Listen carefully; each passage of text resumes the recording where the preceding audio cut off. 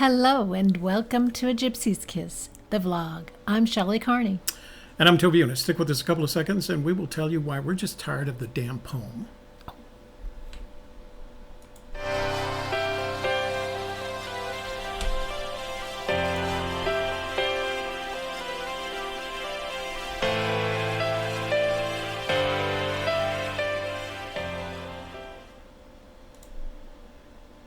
And we're back. Hope that you'll take a moment now to give us a thumbs up on this video before Toby ruins your mood, and then share it with your friends and social media contacts to let them know we're live, and to join us in the chat room, and subscribe by clicking on the subscribe button and then click on the bell to receive notifications whenever we go live or release a new video. And subscribers are eligible for giveaways, so make sure you do that today, because we have an exciting giveaway. You want to talk about it?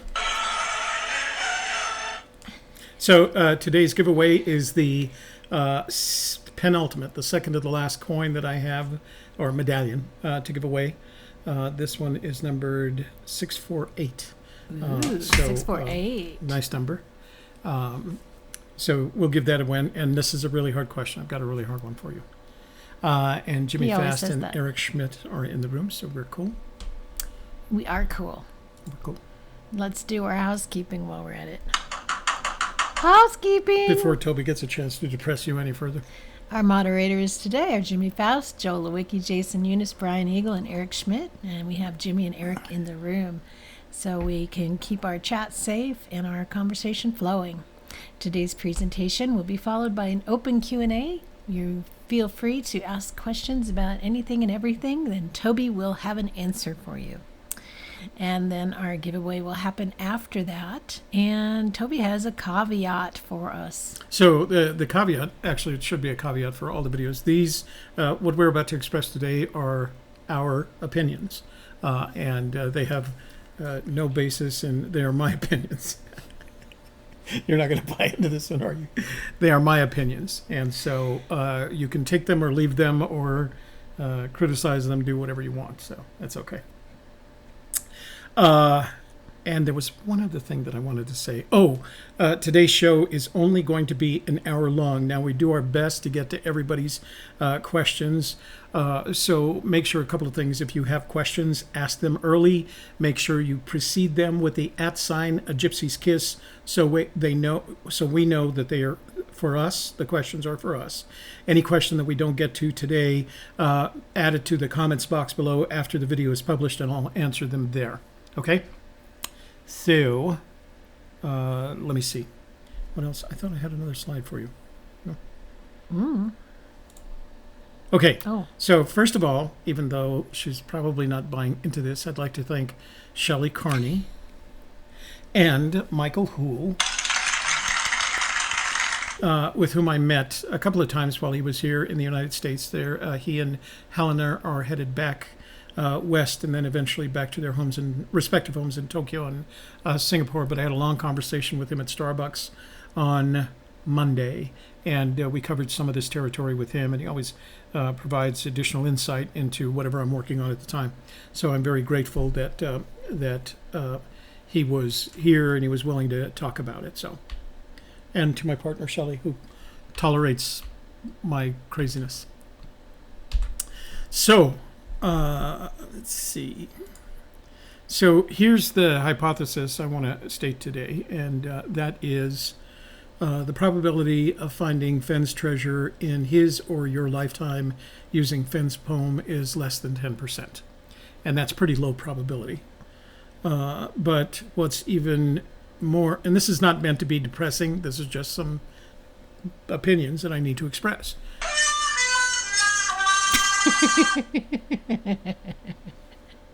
The probability of ever finding Fenn's treasure using Fenn's poem decreases as time passes, which I think we're beginning to realize, but I'll explain all of that in just a moment. So What's the big why? The big why in all of this is Fenn has often stated that he wanted this search to last 1,000 years. When he wrote the book, when he hid the treasure, when he wrote the poem, his intent was to make this last 1,000 years, because the impact of making this search last 1,000 years was that would make his name last 1,000 years. He would be talked about for 1,000 years by various people. Now, over time, it would get the audience of people who might have an interest in this would get progressively smaller, down to the true treasure hunters, the professional treasure hunters who can afford to spend the time looking for these kinds of long-lost treasures. But it meant that his time would remain in the public, in the media, and in the public eye for 1,000 years. The result is that Fenn not only engineered the problem and the potential solution, but he over-engineered it. And he had to over-engineer it because he wanted to make it last 1,000 years. He couldn't have under-engineered it, because that would have spoiled everything.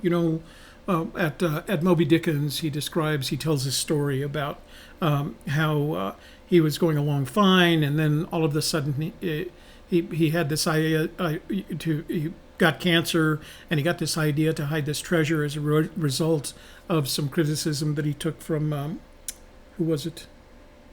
The guy that wanted the Indian headdress while they were playing pool. Was it Ralph Lauren? Ralph Lauren. And he said, I want to be able to take it with me. You can't take it with you. Who says I can't? So he got this idea about the poem, and then he says, and then I spoiled it by living, or something like that. And this all happened in the Moby Dickens interview, the book signing. So what happened was he writes this book, writes the poem, builds the treasure, writes the poem some more, eventually gets to the point where he hides the treasure. And honestly, I've gotten to the point where I don't even argue when he hid the treasure. He could have hidden it any time after 2000, in my opinion. But for the sake of argument, I'll say it was hidden in the 2009-2010 timeframe, as he said, because I don't think it makes any difference. So then he put this all together, and because he wanted it to last 1,000 years, he did several things. Number one, he engineered a very complex puzzle, and he published it in his book. And then he limited the number of people that would have access to it. So he did all these things with the intent, with the direct intent of making the search last 1,000 years. And then finally, and perhaps most importantly, he wasn't a skilled puzzle maker. Puzzle making, whether you're building a cipher for your country or you're writing something for the monthly Atlantic, is a skill. And it's a skill that is very much in the nature of the person who does that.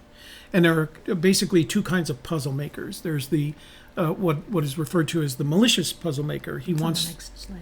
Pardon me. That's on the next slide. I actually took it off. Oh, never mind.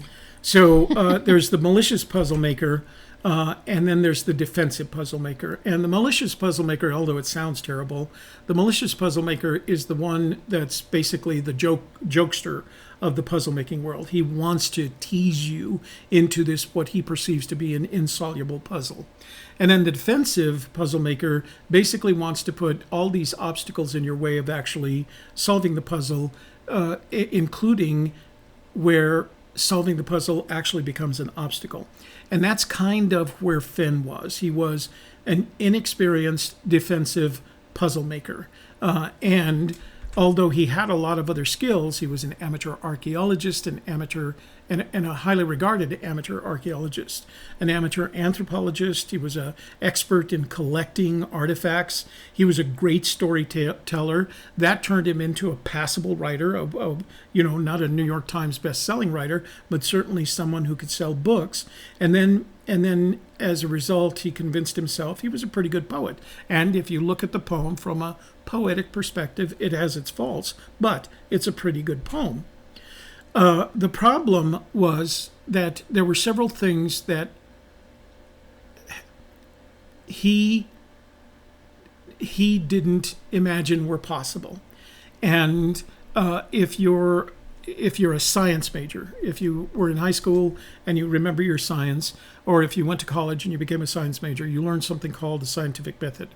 And the scientific method is a process, a very rigorous process for proving or disproving hypotheses. And one of the things that is accepted in the scientific method is the potential for chaos.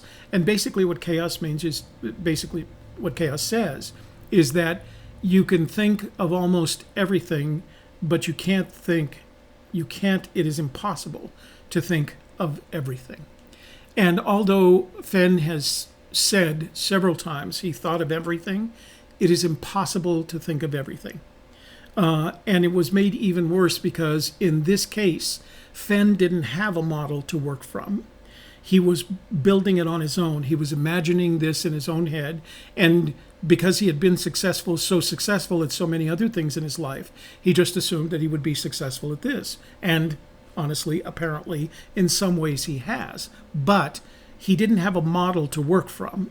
So the model that he created is a first-time model. It hasn't been tested through the process of the scientific method. It wasn't tested. He didn't put out a sample puzzle to see what would happen. He didn't put out and then make changes and then put out another puzzle. He went with his first one. Yes, it took him, he claims, 15 years to write, but still, it was the first model of an inexperienced puzzle writer. So in that light, it was very likely that it was impossible for him to think of everything.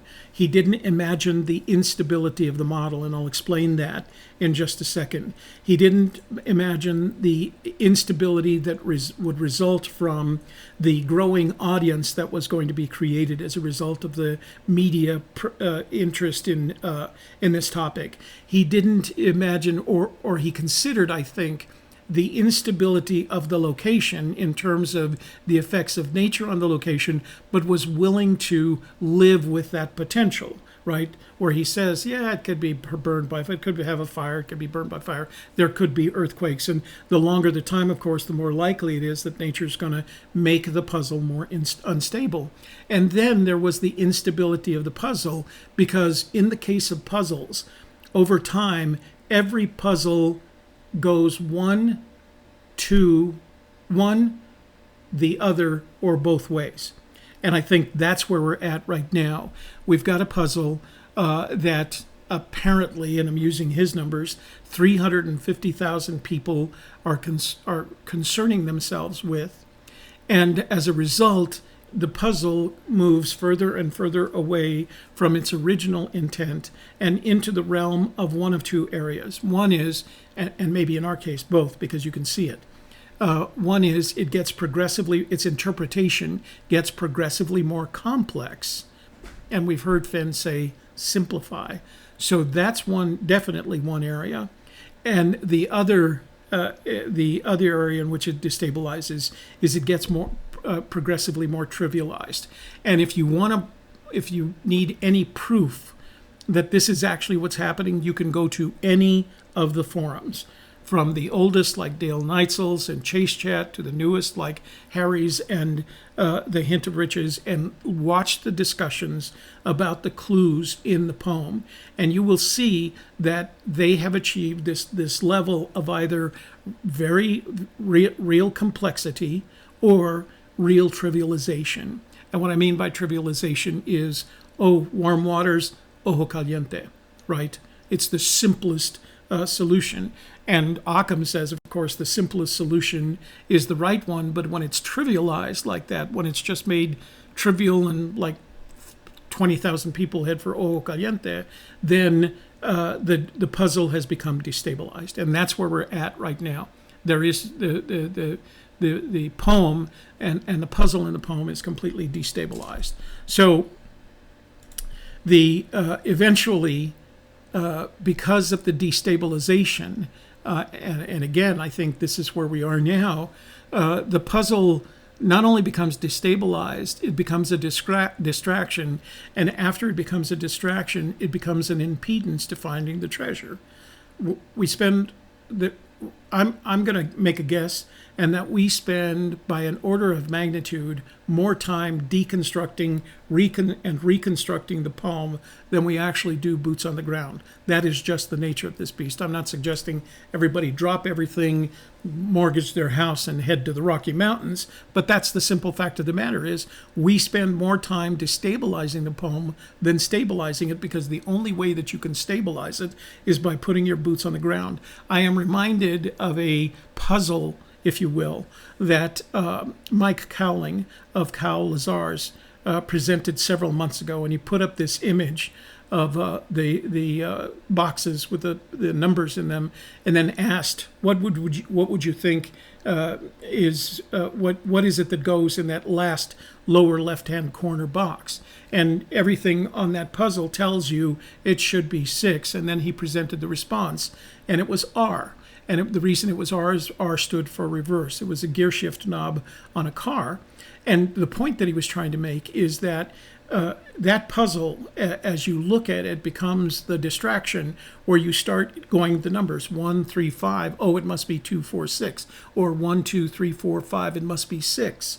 And suddenly it becomes an impedance to the solution. And even worse, as Mike stated when he presented this problem, it throws you off the context. You're not even in the correct context. If you're putting a number in there instead of a letter, then you're in a completely different context for that solution. So now this problem, the fact that the problem is being presented to you and you're trying to work the problem in a completely opposing context, becomes an impedance. And that's where we are with the poem. It's become an impedance to finding the treasure. And then, even worse, there are Fenn's own behaviors. So he initially, in 2010, releases The Thrill of the Chase, and sells 1,000, with the plan of selling 1,000 copies at the Collected Works bookstore, and saying that in the book, and that's what we knew about it, the treasure was somewhere in the mountains north of Santa Fe. That's kind of the 1,000-year rule. Fenn had become an icon in Santa Fe. He wasn't much known outside, except by celebrities, basically, the celebrities that he did business with. He was not much known outside of Santa Fe, and the celebrities would come here to enjoy his company and buy his art. Where Fenn was known was in Santa Fe. And so when he released this book, he knew it was going to be bought by his friends, and that some of them would meet with him at the Pink Adobe and have coffee and lunch and discuss how well written it was and how curious the treasure was, and remind themselves that they had actually seen the treasure. There would be those kinds of conversation, but it would be amongst the friends and locals in Santa Fe. In addition to that, that memory of Santa Fe, of Fenn in Santa Fe by his friends and the people that followed their friends in Santa Fe and knew of the book, would last 1,000 years. And the reason it would last 1,000 years is because you limited the base to 1,000 people who bought the book. It wasn't going to get any bigger than that. Then, in January of 2013, Margie Goldsmith, who had by this time had interviewed him 3 times, because she was coming to Santa Fe in the summers to visit with him. She interviewed him twice in 2011, and then once in 2012 for this, to get an update, because some of the information she basically used from her first 2 interviews. And that article went in the United Airlines Hemispheres magazine. I don't know if you've ever seen the movie 12 Monkeys, The 12 Monkeys, with Bruce Willis. It's a science fiction movie that involves time travel and post-apocalyptic destruction of the surface of the planet. And Bruce Willis is chartered with coming back in time and back to our time. I don't remember exactly, but it was our time rather than, way back in the past. So he was chartered with coming back. He was by the people who were running the undersurface of the planet at that time, because the surface of the planet was uninhabitable, right. He was sent back to our time, and his job was to stop the mad scientist who was planning to release this virus that made the surface of the planet uninhabitable, into the air eventually. And the mad scientist's plan was to get on an airplane and travel to different cities all over the world and release some of this virus. And Bruce Willis was catching up with him. The younger Bruce Willis was catching him up with him at the airport. And he decided, instead of implementing his plan to travel all over the world, instead what he was going to do is find the busiest location in the airport, in this major airport, and he would open the bottle, and it was an airborne virus, and he would release it. And he actually shows it the equivalent of the TSA guy says, "What do you have in here?" And he says, "Oh, just some stuff," and he opens it and he lets it and he releases it. Well, that is not only a virus, it's a virus that, because of the location of the airport, went viral. Now, let me put that all together for you. What happened with Hemispheres magazine when she wrote this, when Margie Goldsmith wrote this, was on aircraft. It was on every aircraft that United flies all over the world, and people were, if you go back to where this is posted and read the comments, there are hundreds, if not thousands, of comments about how people had read the story on their flight to this. So here's my story for that. In January of 2013, I was on a United Airlines flight from Dulles to London Heathrow.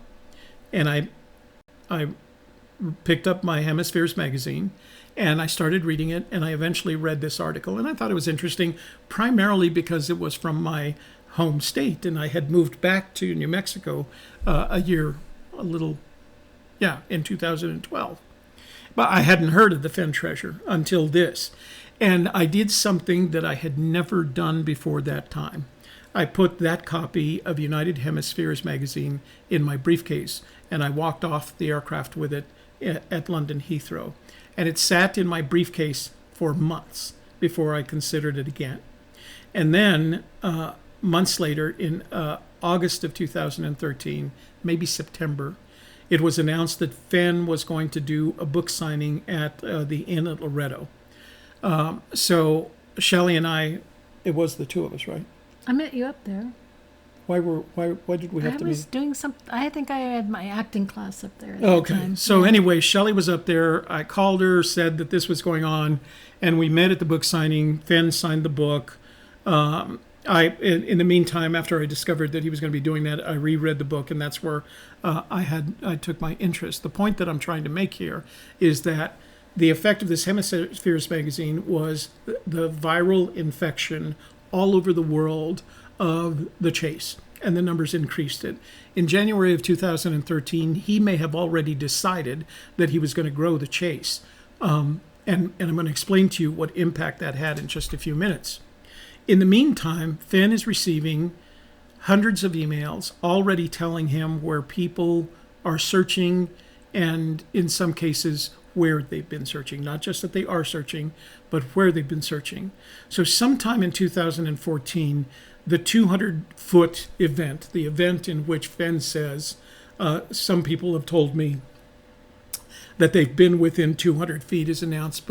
But in my opinion, he knew that before 2014.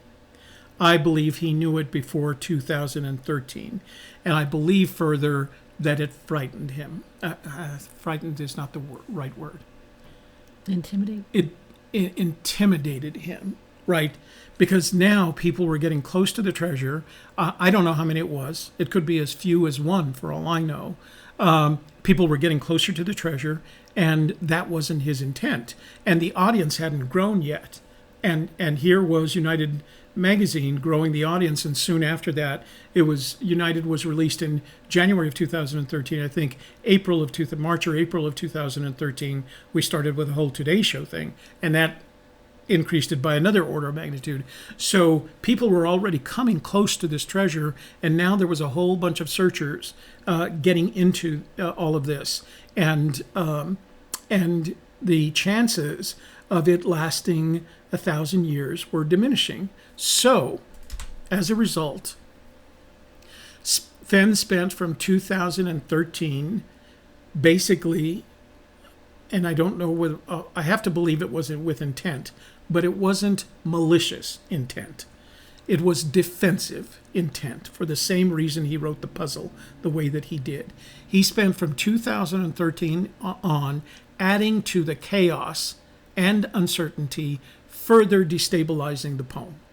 He wrote 2 additional books, saying, of course, there's no hints or clues in them, but that's not enough to convince anybody that there are no hints or clues from them. And we've spent time analyzing them in every possible way to determine what the non-existent hints and clues are. And then he's done dozens of media contacts. His media contacts prior to his contact with Margie Goldsmith had been local media contacts. The furthest away he got was Lorene Mills in Albuquerque, and that was a PBS station that was effectively local to Albuquerque and Santa Fe.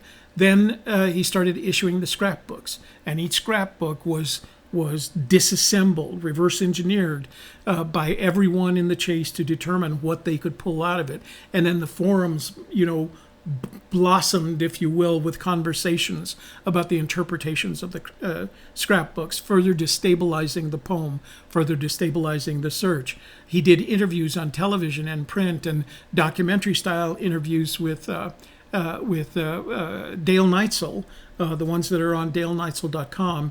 But the point is that he was doing all of this because I feel like he was concerned that maybe the treasure would be found much sooner than he had hoped, expected, or planned. And so he created additional chaos. And again, it's not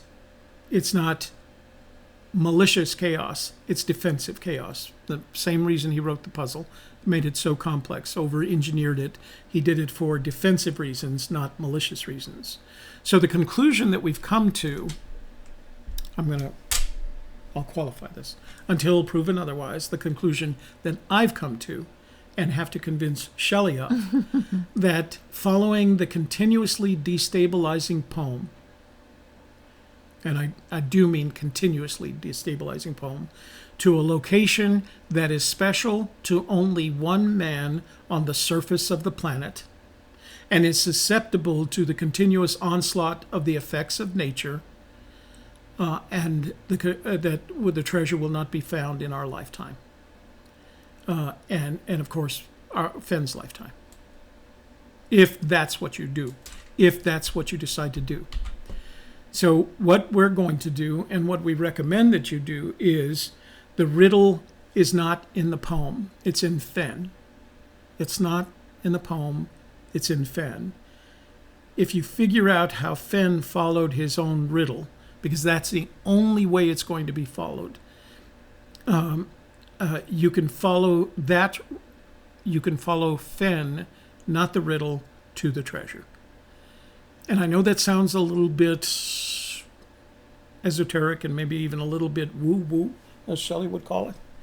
But the point that I'm trying to make is the easiest way to get to the treasure is to follow Fenn's. Okay, this is going to sound trivial. I don't mean it to sound trivial. Instead of following the poem, follow his mind and follow his heart. That will get you to the treasure much faster than the poem. So that leaves us with what we're going to do.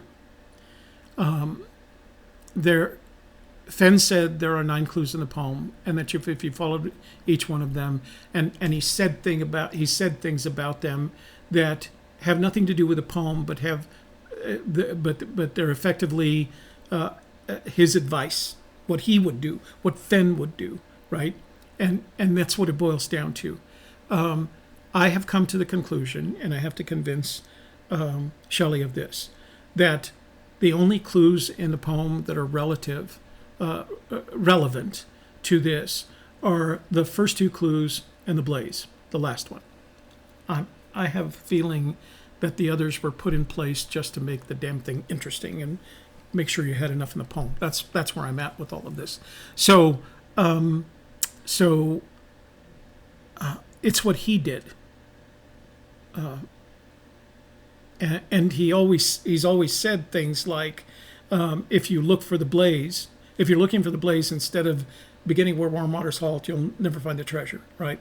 But I believe that if you've got, I was thinking about the recent episode of Nightline, where the Nightline crew invited Dale and Cynthia to join them in Montana, somewhere around Yellowstone. I don't think it was along Grayling Creek, so it depends where on Grayling Creek it was.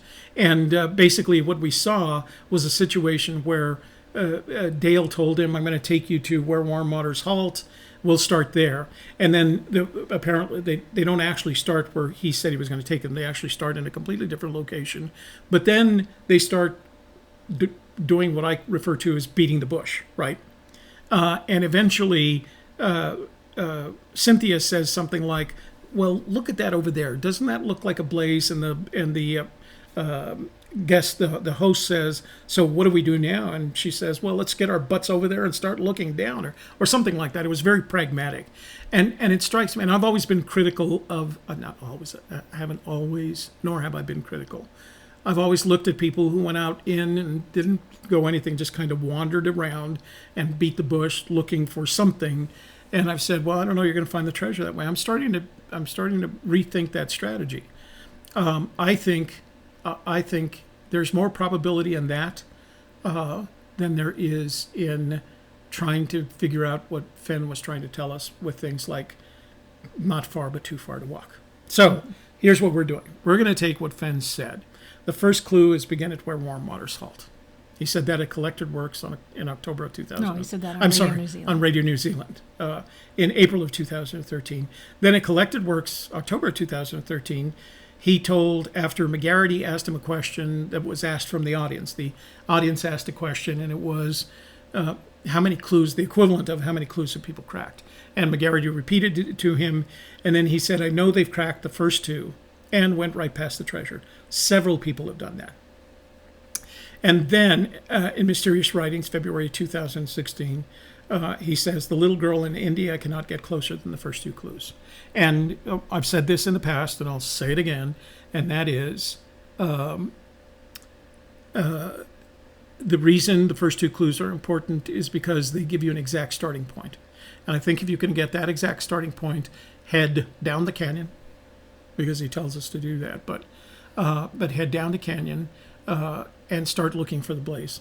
And don't get tied up my guess is that, and we've experienced some of this, my guess is that as you start looking for the blaze, the other clues will become obvious to you. But translating them and imagining them beforehand, I think, is almost impossible because he over-engineered it. And it's his mind, and it's his treasure, and it's his location, and it's his poem. And he's asking a lot of us to be able to take all of that. That's becoming more chaotic with the addition of every day, and with the addition of every new searcher, and with the addition of every new YouTube video, that it produces additional chaos. And so we're going to stop using the poem. So I don't know what that makes me, because I know there's kind of those three categories of people. Category 3, the people that say use everything from 2010 to the present. Then there's category 2, the people who say use the book, use the thrill of the chase. And then there are the poem purists of the world that says it's all in the poem. I don't know. I don't think we fit into any of those anymore. But I think we need to take a new approach. And I think this is the approach that we're going to take. So, that's our story, and we're sticking to it. And eventually I'll have to convince my partner here that what I'm doing, because she came over today and she was kind of depressed. Not depressed. She was sad. And there's nothing worse for me than making Shelley Carney sad. I don't want to make her sad. But she was sad, and I said, why are you sad? And she says, because we're not going to find the treasure. And I wanted her to know that's not true. We are going to find the treasure. We're just not going to use what has become the traditional tools that people claim are required to find the treasure. So we're going to take a different angle on it. Where's your Super Chat page? Oh, let's see. Did I not have a Super Chat page? No, you didn't. But it's not this one. This is the giveaway page. Yeah, what happened to the Super Chat page? I don't know. I'm afraid it's in between here and the giveaway. Let me do this real quick. I can't. Okay, so So I'm going go to the do you full a favor. screen. Just go to So, full screen.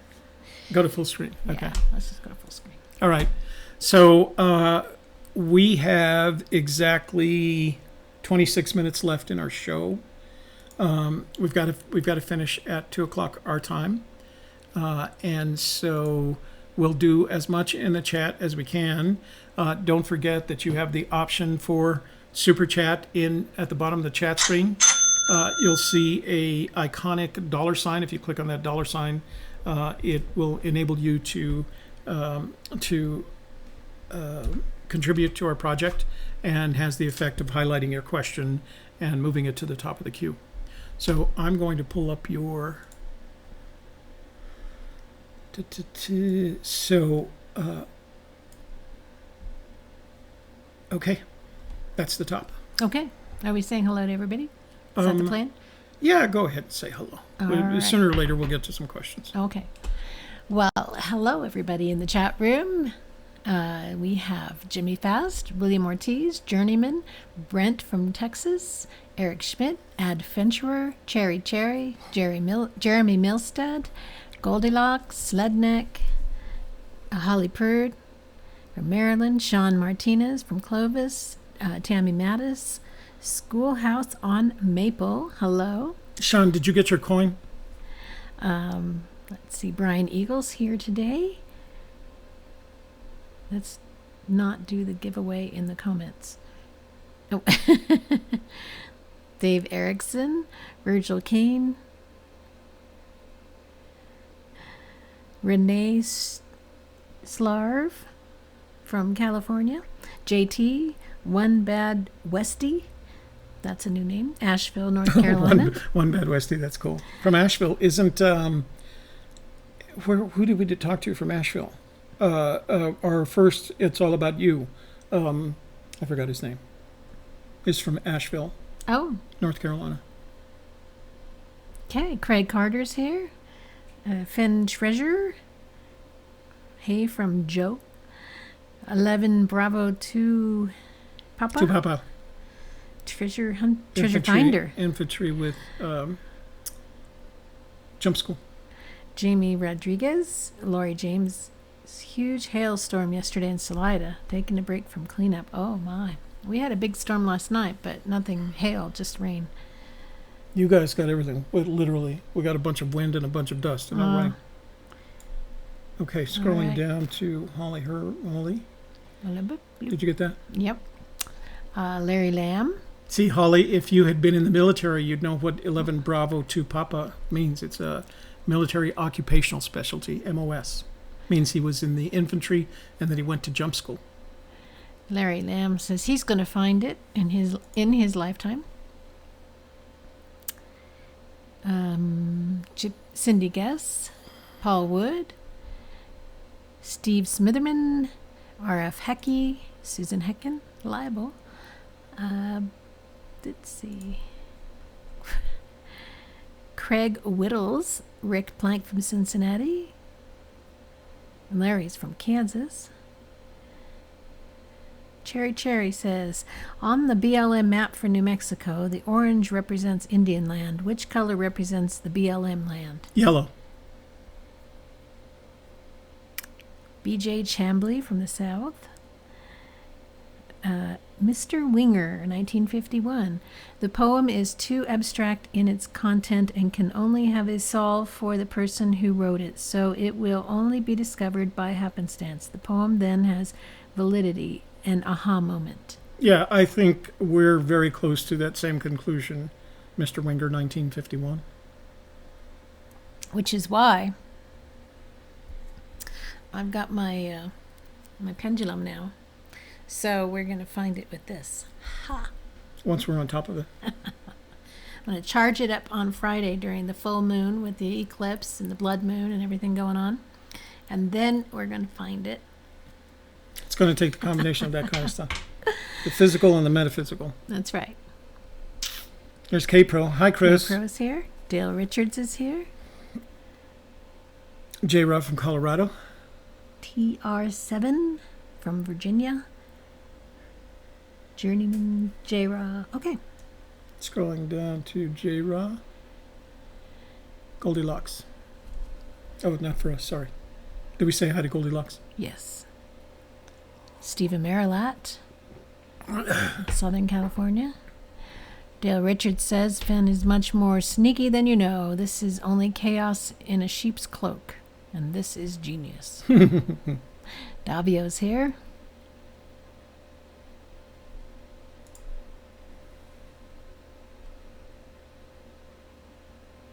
Jamie Rodriguez.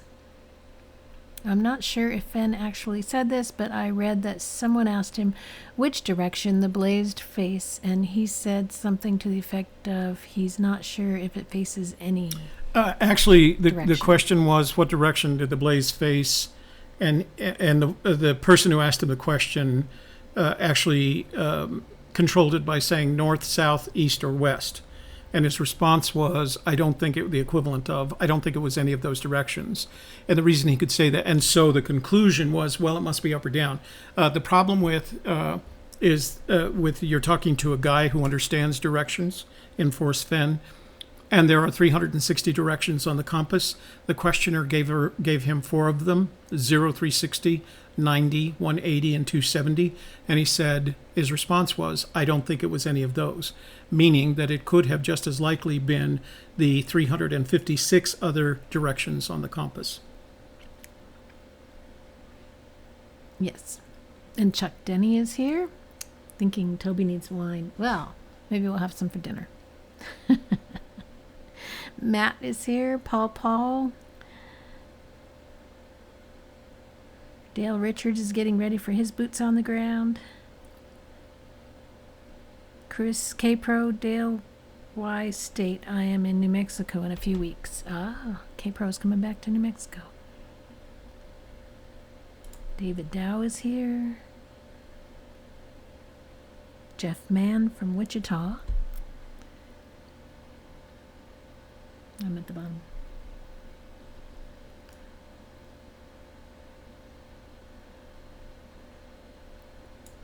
Go. All right. I think, Angelo Poblete?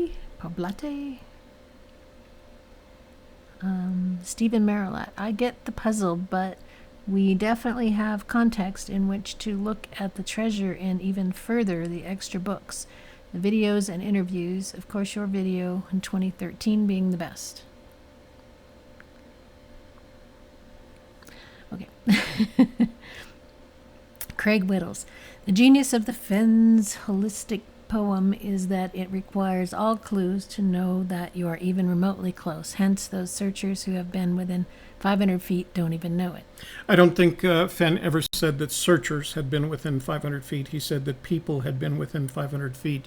He said that searchers had been within 200 feet.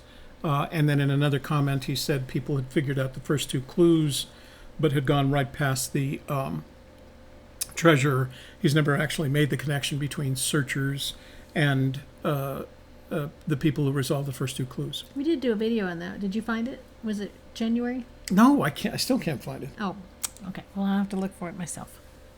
All I remember was the image that I used, and for some reason or the other, I can't find that image. I know it's there. I've got a question. Did you do a blog post on it? I don't remember. So for the person, one of you guys sent me an email, and I don't have it in front of me right now, regarding this subject of the 200 feet, 500 feet. And we did a video on it, and I was going to respond with that video because I didn't think you had seen it. And for some reason or the other, I can't find the video. It's in our collection, but I just can't find it. Somehow I gave it a name other than what I intended. So, Eric, if you can find that video and let us know which one it is. Otherwise, I'll have to look for it myself.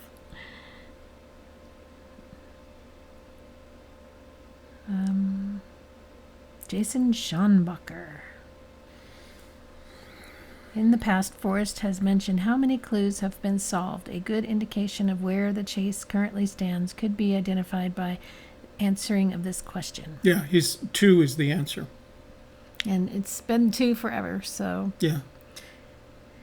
I mean, that was... He gave us that answer in October 2013. All right, I'm at the bottom.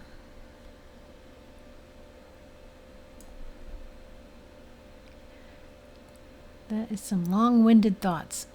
Not that you're wrong. Just some CIA thinking. I am thinking simpler. Yeah. In YouTube lingo, it's called watch time. Eric says, I think you may be off on this analysis. It won't be the first time, Eric.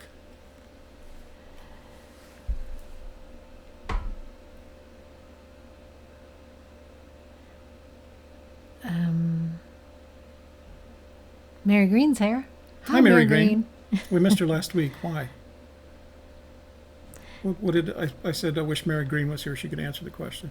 Oh, it was about Yellowstone. Oh, the 100-foot, the 100-foot. Oh, the Fisher. Somebody sent me a Tetons link or to whatever. RT covering that story. Do you know who RT is? RT used to be Russian television. Oh. They have their own YouTube channel. Oh. And do me a favor, don't send me anything that is news on RT. I'm not a big fan of the Ruskies. Ever since Svetlana. All right, there was Svetlana. Nice. We'll always have Moscow. That was really very good. You like that? We will always have Moscow. Long story, guys. Long story. Okay. That Shelley apparently takes a lot of pleasure in. I like your stories. Yeah. Eric Schmidt, if Forrest would have wanted it not to be found, he would have just issued The Thrill of the Chase and no other books, and would have done so as part of his will. Too Far to Walk does have clues in it, more so than The Thrill of the Chase, in my opinion. If there are, it's to add chaos. K-Pro says he also is human and just likes to tell stories and chat, which makes more chaos. Mm-hmm. Kind of my strategy on this YouTube channel. Steve says, wasn't it October or November 2013? Forrest Fenn refers to one searcher in particular would tear up the area if they knew where they had been. Yeah, that was the same event. That was Collected Works. When Stephanie 30acre asked him who had been closer, and his response was. He actually answered McGarity, who asked the question. He couldn't hear the question. I could hear it because I was wearing headphones and he had my microphone in front of him. But Stephanie asked the question. It made everybody laugh. So Fenn didn't hear it completely. So McGarity translated it for him and told him what she had asked. And he responded to McGarity. He said, if I told her she'd have a heart attack. Then on November 2nd at Moby Dickens, he restated that story in a different way, which is where the verbiage that you describe came up. He kind of told the same story and using different language, but it was the same thing. And Mary Green gives the quote from Fenn about the blaze facing north, south, east, or west. So if you wanted to get that exact quote, she posted that. Eric Schmidt says, why publish Too Far to Walk if he doesn't want it found? Because he can. Yeah, exactly. He can publish as many books as he wants now, because now everybody thinks, oh my God, I have to buy this book to see what the clues are. Well, even worse, it adds to the chaos. Publishing the book makes it less likely that it's going to be found because it adds chaos and destabilizes the poem. That's the effect. And again, it was not malicious, it was defensive. So publishing additional books and doing additional media and having additional interviews is not helping. It's making things more unstable.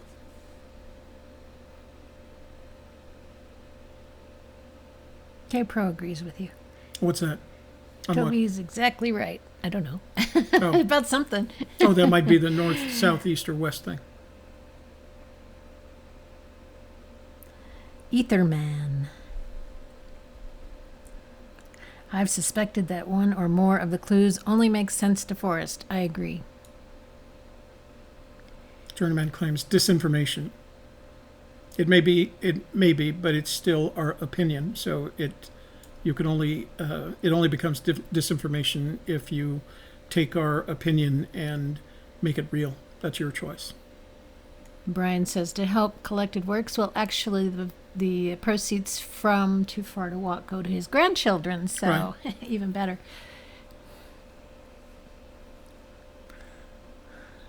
At the bottom.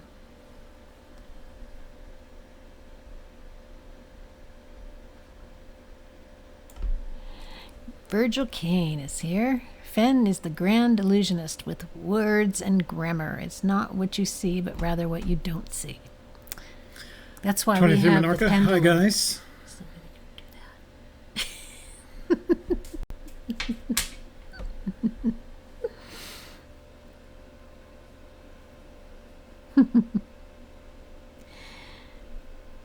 Are you seeing any questions? Let's hear from the show. Hearing from the women's view. Davio. Oh. What do you think about all this? Tell Davio what you think about all this. Well, here's what I think. If you went to the largest library in the world and it was just completely full of books from the ceiling to the floor for a good mile, okay, books, okay, and then you had to find one little passage, and you had the passage, you'd written it down, you know what you're looking for, it's in one of those books. Which one is it in? That's this treasure hunt. That's the problem. Yeah.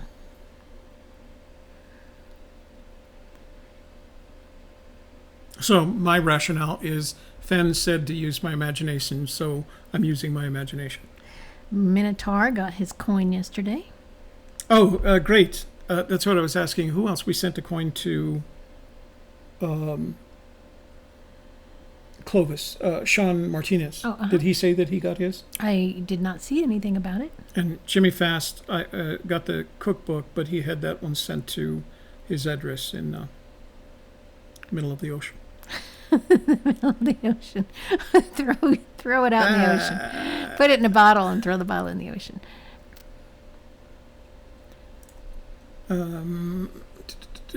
Self and family teaching us. I've learned so much. You know what, Holly?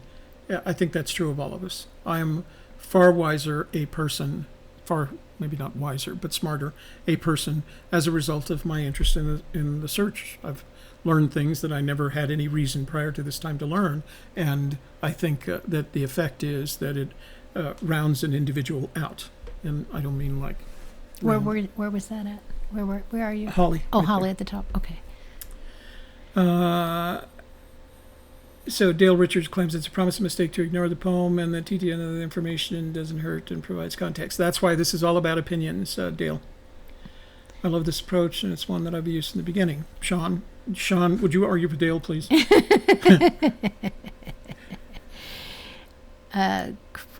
K-Pro, let's see. Check out last night's Thor chat. It goes to your new strategy. It could be what breaks this loose. Hey, K-Pro, I had forgotten, honestly, that it was on Monday, and I was trying to get ready for today. Monday nights are always busy for me. But would you do me a favor and send me a link to get into it? I went late last night after I'd finished all my work. I stopped by the forum to see if I could figure out how the chat went, and I couldn't figure it out. So just give me a little teaser, a little email that tells me how to get into looking at the chat, because I would like to take a look at it, and I'll make my comments on it. David Dow says, I want to be an airborne ranger, live a life of guts and danger. Well, Been there, done that. So. I used to know a song like that. I want to be a Rexall ranger. I want to live a life of danger. That's where I'm at now, actually. I want to work out on the open range. Yippee-ki-yo. That's all I remember. Let's see. Go get him, Shelley. Yeah. I will go get him. She will. I'll go get that treasure with my pendulum.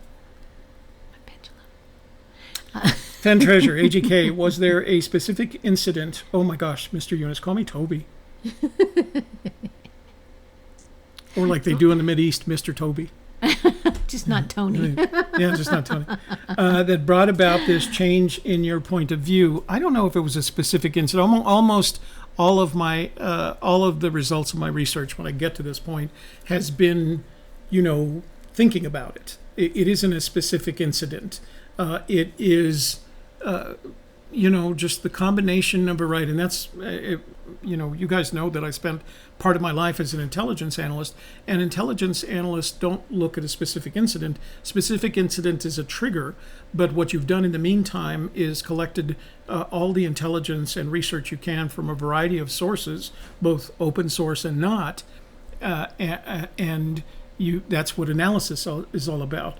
So this is not a specific incident as much as it is the collection of research and intelligence that I've gathered up until this point, and then kind of a moment in time where I say, what's wrong with this?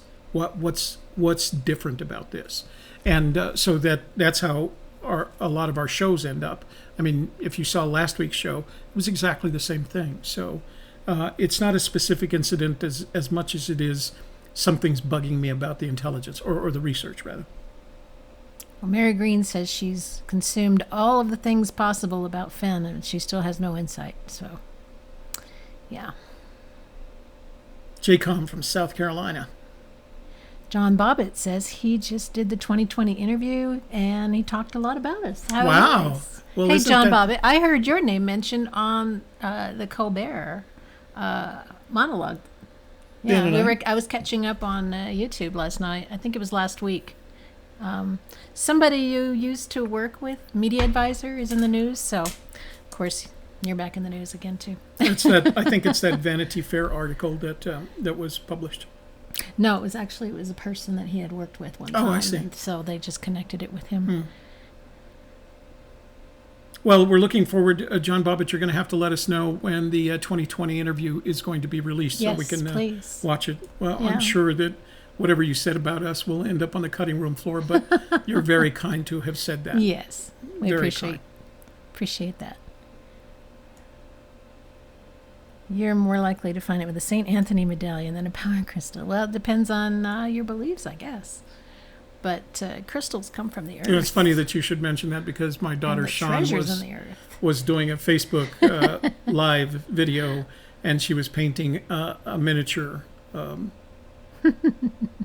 St. Anthony and talking about that. Dodie says, I love Toby. He is so dang smart. Yay. Thank you, Dodie. That's very kind of you. Time to fly the little girl from India over for an interview. You know what? She's one of our fans, too. Apparently. She shows up here every once in a while. Homer Brown is here. Louisiana, Pennsylvania, and Arkansas. And Homer gets around. Tex-Mex Jr. Has Forrest ever said what time of year to search?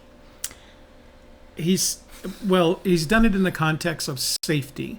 He recommends that you not go out once the snow has fallen because the weather, of course, in the mountains above 5,000 feet is unpredictable. So generally speaking, he recommends that you go in the spring after the spring thaw and the snow is melted through the end of summer. So he's not going to tell you when to search. And speaking of John Bobbitt, I think John was out and sent me some pictures of their trip, and it looked like there was a whole bunch of snow on the ground. So I think it's up to you, and it's all dependent upon how prepared for the outdoors you are. I'm sure there are people that can do it in the winter because they've made the preparations, because they're on snowmobiles, et cetera, et cetera. We limit our search to summer, and we do that for two reasons. Number one, the spring thaw just produces too much water in the rivers, and two, it's just a lot safer. Cherry says, so then what's your take on put in below the home of Brown? You know what, Cherry? I have just decided, as of the research for this video, that I am completely ignoring impossible to figure out clues like not far but too far to walk, and put in below the home of Brown, and no place for the meek, and everything else. So one of the things about Fenn in the poem is he doesn't start holding your hand.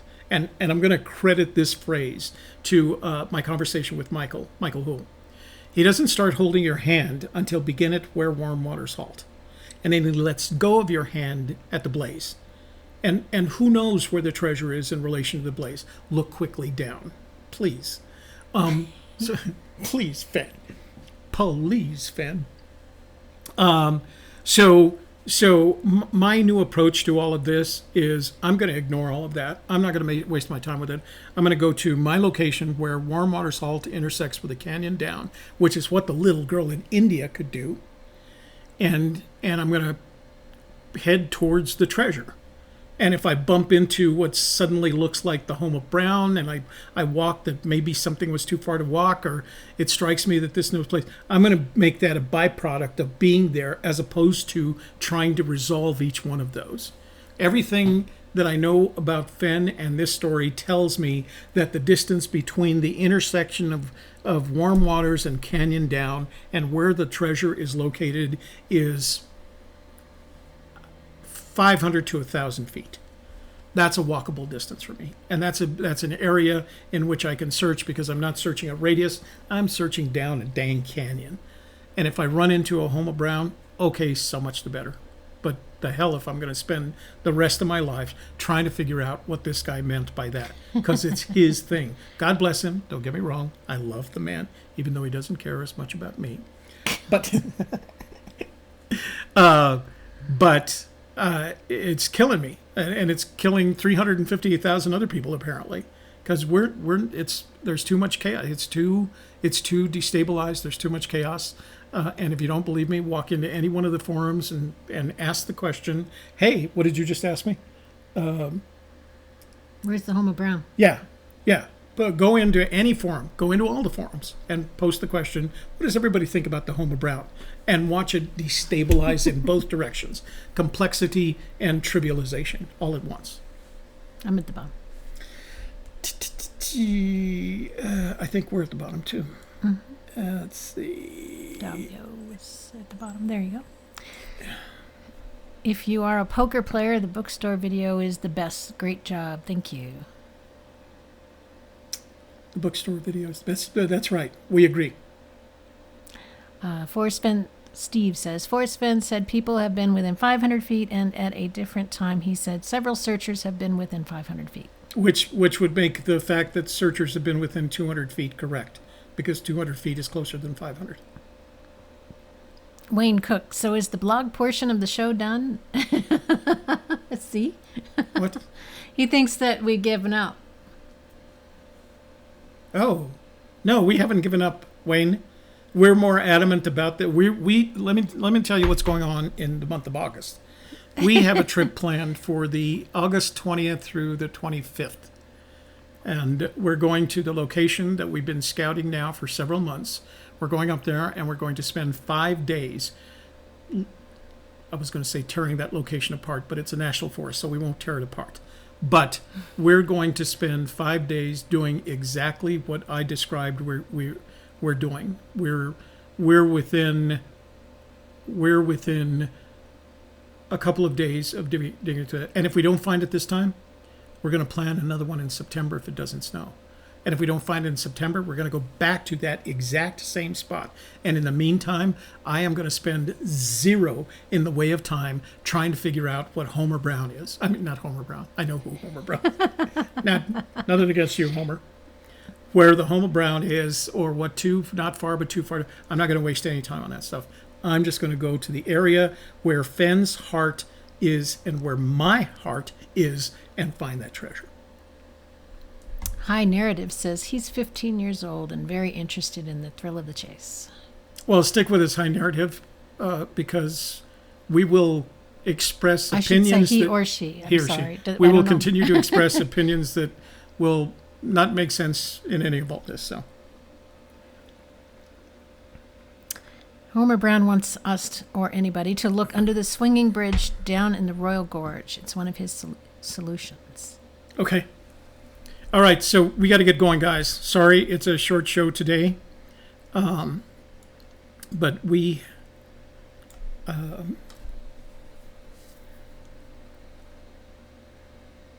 you forbidden sensory deprivation would probably engage my claustrophobia. Yeah. So no.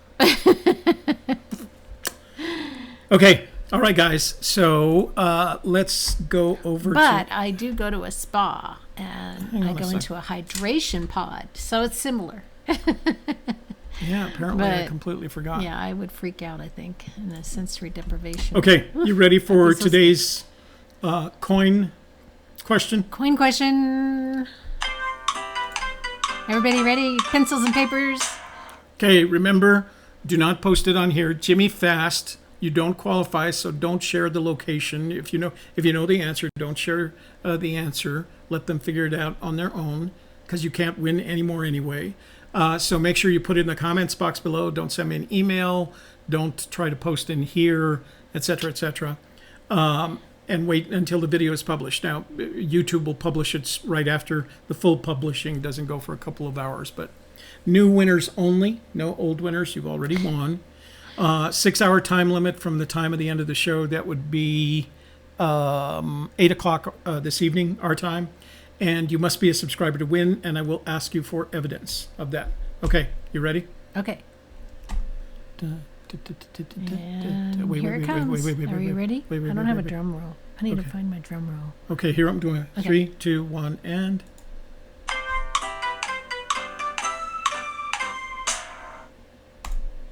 That was more time than... Yeah, but it's a long question. Yeah, it was. Okay. Are we ready to close us out? We are ready to close it out. Well, thank you so much for being here today, for all your questions and comments. And I do hope that you continue to share the topic and expound upon it, because tomorrow night... So we've got 2 things going on tomorrow. At 11 o'clock, Shelley and I are going to do that show that I promised on interviewing skills, the interviewing skills workshop. We're doing it at 11 because we do. I'm getting a camper top put on my truck, so I have an appointment in the afternoon. So we're going to do it at 11, and it will be live, and we'll be doing chat. I'm also going to do a sample interview with Shelley. We're going to talk about her show, the softer side, and she's going to get a few interview questions about that. And then I'm going to provide you some examples of what types of questions not to ask. So it'll be helpful, I think, in 2 ways. Number 1, if you ever have to do an interview, you've got a jump start on it. 2, if you just have to get an answer to a question. I think I mentioned some of the questions that have been asked of Fenn recently really just weren't very good questions. And if you don't ask Fenn a good question, it gives him an opportunity to I don't want to say wiggle out of it, because that sounds negative. Answer yes or no. Yeah, exactly. And then it gives you nothing. It doesn't produce a lot of information. Let me tell you, when you've asked Fenn a good question, when his response is, "I can't answer that," that's when you've asked Fenn a good question. Okay. So tomorrow night. Oh, yeah. So tomorrow night, we've got our panel session. And in the panel, I didn't invite a guest purposely because, as you can see by the comments that went on with this, we have to debate other things, including whether or not I've gone insane. But I wanted to take this exact topic and I want to bring it to the panel and have the same conversation with them and get their opinions and thoughts on the same matter, see what they think. So I think it'll be a fun panel. So panel members, for those of you who haven't gotten in, I think we have room since we don't have a guest, we have room for 4. So make sure you respond to the email and let me know. Okay? Pam's in. Pam, was it Pam? Pam's in. And who else? That's all I saw so far. Oh, okay. All right. So we still have room for 3 others. As far as I know. And then Thursday, of course, we'll have book club at 1 o'clock. Thrill of the Chase, chapter 17. Part number 6 out of 7. So we're getting closer to the end of the war. Yay. We're going to run out of no more Vietnam stories. Well, you got to get that helicopter one in before we're done. Yeah. I was telling it to my family over the weekend, and they're just like... Well, I want to tell the part. So I want you to tell the part about I told you the story the first time, and you had this vision. Okay. So yeah, we have to do that. I'll tell it I'll tell the story if you do that. All right. All right. That's a deal. Because that was pretty funny. So make sure you're here with us again on Thursday at 1 o'clock. And then, of course, my show, The Softer Side, 7 o'clock on Thursday. And All About You is coming up on Friday with the brand new Searcher. So. Right. We'll release the It's All About You video. So be here for that. So we got a fun week. Yeah. Busy week. Thank you all for being here today and for sharing the video, giving it a like, and all of your great questions and comments. And once again, for A Gypsy's Kiss the Vlog, I'm Shelley Carney. And I'm Toby Eunice. We'll see you guys tomorrow. Bye-bye. Oh, I don't want to do that. I want to do an outro. Oh, yes, outro. There we go. There we go.